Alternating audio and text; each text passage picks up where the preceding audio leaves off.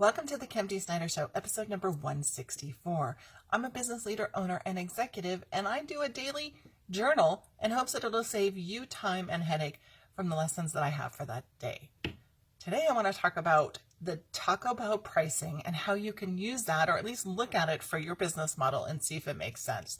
So there's three things that you really need to consider before you do this type of model for your business. The first one is you need to know your business and your numbers. The second one is you really need to have that mindset and look at this differently than you've been looking at your business any other way. And then the third is you need to have a product or a service that is the same price no matter the location or the experience level. Let me give you some examples of these as I go back to topic number one, which is you have to know your business and your numbers. You've got to know your margin and your buying patterns. So for example, in 2019 or 2020, Panera launched the Coffee Club, and it was $6 or $8 a month unlimited coffee. They launched coffee hoping that you would come in and buy breakfast. Taco Bell launched tacos, $10 a month, unlimited tacos. And guess what you're going to buy when you come in? A drink. They both clearly know their customers. So, higher margins on soda, which is probably what people are going to drink at Taco Bell. Higher margins on the breakfast items, which is probably what people are going to buy when they go to Panera. But they swap the model, right? One gets the drink, one gets the food item. They clearly know their business. The same thing with NetJets.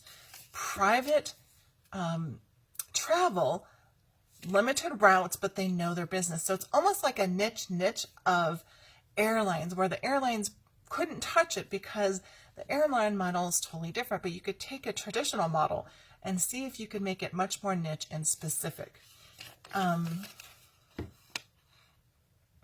Gyms do this model, right? You pay every month and they expect a certain percentage to come and not. Now, maybe gyms can start looking at this and saying, hey, instead of paying X dollars, maybe it's Y dollars, and you get unlimited training, unlimited towels, unlimited services, unlimited classes, where traditionally those have been limited based on membership. But maybe now they just do unlimited, but again, they have to know their numbers. Another area that does this, it's also in the travel industry, so not just NetJets, but cruise lines.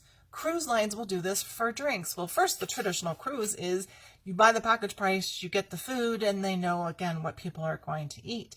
They've added in probably the last 10 or 15 years the drink packages. Pay X dollars and get, soda. Pay Y dollars and get some alcohol, and pay Z and get unlimited drinks. So they clearly know their model. I don't know if unlimited cruises would work because it's hard because, again, different locations and points of time and seasons have different prices, which kind of violates rule number 3. All right, let's look at the mindset of some industries that this might work for. They just have to look at their business differently. And one of them is movies did try this during the pandemic. The movie theaters tried it about offering a one-time price coming in for unlimited movies. However, I think it failed because people don't want to go out, and during the pandemic they're already using Netflix. So I think that shift has already taken place. I don't know if people are going to go back to theaters, but Netflix solves that need, or any type of service like that. Healthcare, kind of a niche service, looking at this differently. So you still need healthcare, but there's been some products or companies that have rolled out that are more concierge. So they're looking at this differently. So paying a monthly fee to have, unlimited health visits. And, I think there's also pay unlimited to get prescriptions. So again, kind of looking at things a little bit different and going areas you wouldn't think. Local businesses are ripe. So it could be car repair, carpet cleaning, house cleaning, bug spraying. Some of these are already doing it. Some of them aren't. But could you do like a carpet cleaning every month, every other month, and get people paying on a monthly basis, which really is passive income, if you will. It's knowing your numbers. That's what Panera and Taco Bell are offering. And you typically see this in the gym space, and you see this a lot on online training and communities. We're talking about, could you actually offer it for local places? The other thing is that you have to have an app for those other two components, right? For Taco Bell and Panera, because they have incredible buying power. They've got the metrics. Now everybody has to have an app that has that program. So now they get to see way more details on buying patterns than they ever did before. And then the third area is whatever the price, whatever the product is, it has to be the same product no matter the location, no matter the type of experience. So for example, there's packages out there that you can get unlimited law information, but that's really basic law stuff. It's how to fight a ticket. It's how to start a business. You don't see it for advanced topics for business, such as what to do if you get sued for X, how to prevent Y. You don't see it for the advanced. You don't see this for hotels. You don't see unlimited stays at hotels because, you know, you've got hotels in New York and then hotels in Iowa, way different pricing, way different seasons. It's not going to work.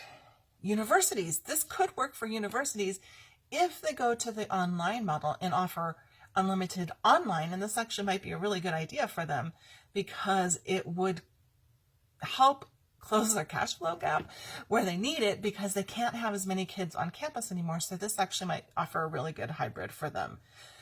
Uber or Lyft also had this option. I don't remember if it's still going, but it was very, very specific. It was like, it could only be 50 miles, I think it was from your home, or 30 miles from your home. So they were trying to limit it and make it to that, you know, very specific area so they could count on it and had to be reserved, and there were some stipulations. But I think if you look at this, how would you make this relevant for your business? And it goes back to, you know, kind of that mindset, looking at ideas in your business different on how you can get that passive income.